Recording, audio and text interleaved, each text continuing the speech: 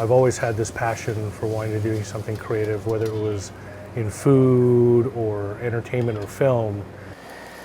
I've been in the investment management business, the finance side of things, for almost 30 years.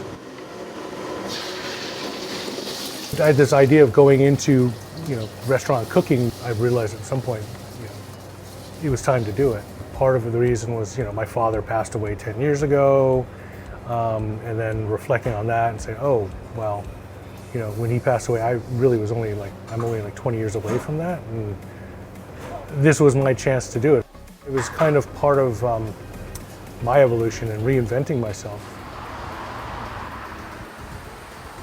Chifa is sort of a combination of Peruvian and Chinese dishes. And the Chinese dishes, again, is from both sides, my family and my wife's family. And then the Peruvian part is when my wife's family moved from Hong Kong to Peru, they picked up Peruvian recipes. After 45 years, we open again. So in the early 70s, my mother-in-law also had a restaurant called Chifa. I have very good business in Peru. When they immigrated here, they gave up everything, but I think they've always wanted to find a way to come back and relaunch it. For her, it's been a journey. She's here every day, bring things, take a look at things, and during service days, she's definitely here to, meet customers.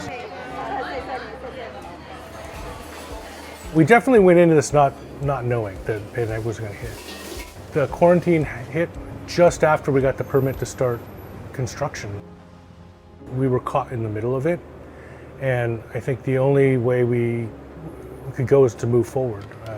I had retired from my previous job. This is my livelihood. We had to continue the best we could.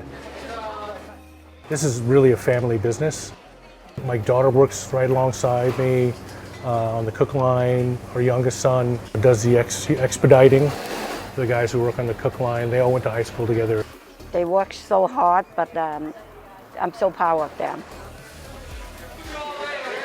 Because it was tight-knit and people that we know. And I think that was one way that we've kept ourselves sort of somewhat insulated. I can imagine in the pre-pandemic world, it was always rush, deadline, and sometimes it's not always the best thing to rush everything. For me, I think patience is a virtue, and there's always a silver lining to, challenges that come up.